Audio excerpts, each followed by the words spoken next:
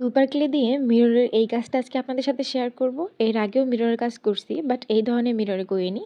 তো প্রথমে আমি এখানে লম্বা সাইজের একটা মিরর নিয়ে নিছি, আর এখানে আমি কয়েক ধরনের কালারের ক্লে নিয়ে নিছি।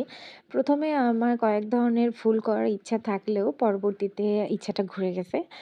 ভাবছি যে লাল কালার ক্লেটা দিয়ে একটু ভিন্ন ধরনের ভাবে একটা ফুল করে নিই। তো ভিডিওটা করার সময় পাশেই কিন্তু আমার ঝিনুকটা ছিল, একটা ছোট্ট ঝিনুক ছিল। ফুলটা আমি অনেকটা টিউলি টাইপের করতে চাইছিলাম, কিন্তু ঝিনুকটা দেখে মাথায় হঠাৎ করে অন্য একটা আইডিয়া চলে আসে। এই যে দেখুন, পাপড়িটার উপরে এইভাবে আমি ঝিনুকটা দিয়ে একটু চাপ দিয়ে চ্যাপটা করে নিছি। এই যে দেখুন তো, পাপড়িটার উপরে কত সুন্দর একটা শেড চলে আসছে। তো প্রত্যেকটা পাপড়ি আমি একইভাবে এই ঝিনুকটা দিয়ে চ্যাপটা করে নিব। আমার এগুলো করা হয়ে গেছে। আমি কিন্তু অনেক আগেই কতগুলো ফুল করে নিছি, যে কয়টা ফুল আমার লাগবে আর কি। তো এখন আপনাদের সুবিধার্থে, মানে আপনাদের বোঝানোর জন্য আমি একটা ফুল করে দেখাই দিতেছি। সবগুলো কিন্তু আমি একই ভাবে করছি, শুধু সাইজটা একটু বড় ছোট। তো এই তো ওই যে ফাইনালি আমার সব ফুলগুলোই রেডি হয়ে গেছে। এবার আমি মিররটা নিয়ে নিছি, আর এখন আমি আইকা যে আঠাটা, তো ওই আঠাটা দিয়ে আমি এগুলো সেট করে নেব ফুলগুলো। প্রথমে আমি বড় বড় ৩টা দিছি, তারপরে আমি ২ সাইডে ছোট ছোট যে ফুলগুলো করছি, মানে একেবারে ছোট না, মাঝারি সাইজের যে ফুলগুলো করছি ওগুলো বসাই নিব। এই যে আমি তেমন একটা লতাপাতা কিছু দেব না। জাস্ট এই ছোট্ট সবুজ কালার ক্লেটা নিয়ে এভাবে একটু লম্বা একটা লতার মতো করে নিছি। শুধুমাত্র একটা পাতা দেব এইজন্য। আমি পাতা বানানো আর এই লতাটা দেখাইলাম না। আসলে দেখাইলাম না বলতে, এটা যখন আমি ভিডিও করছি তখন দেখি যে ভিডিওটা আমার অফ হয়ে আছে।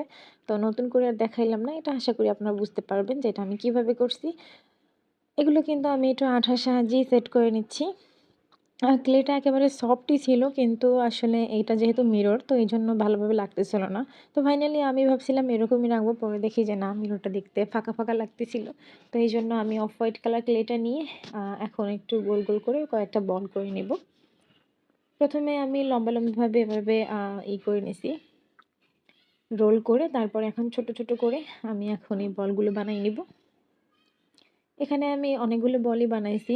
চাচ্ছিলাম যে আয়নার পাশে যে এখন যে মিররগুলো আর কি দেখা যায়, যে মিররের পাশে ছোট ছোট আয়না মানে লাইট থাকে, তো আমিও ওই লাইটের মতো করে এগুলো বসাইতে চাইছিলাম। এই জন্য আমি একটু গ্যাপ রাখছিলাম। পরে দেখি যে না, এটা দেখতে ভালো লাগতেছিল না। এই যে আমার এটা বসানো হয়ে গেছে। এরপরে দেখি যে না, আমার কাছে কেমন ফাঁকা ফাঁকা লাগতেছিল। এই জন্য আমি এই বলগুলোকে হাতের সাহায্যে একটু চ্যাপ্টা করে নিতেছি। জাস্ট একটু হাতের সাহায্যে একটু চ্যাপটা করে নিয়ে তারপরে আমি এটাকে সেট করে নেব। এই যে ফাইনালি আমার এই কাজটা একেবারে রেডি হয়ে গেছে। ক্লে দিয়ে কিন্তু আমি অনেকগুলো কাজ করছি। আমার কাছে এইটাই বেস্ট। কেমন হয়েছে জানাবেন।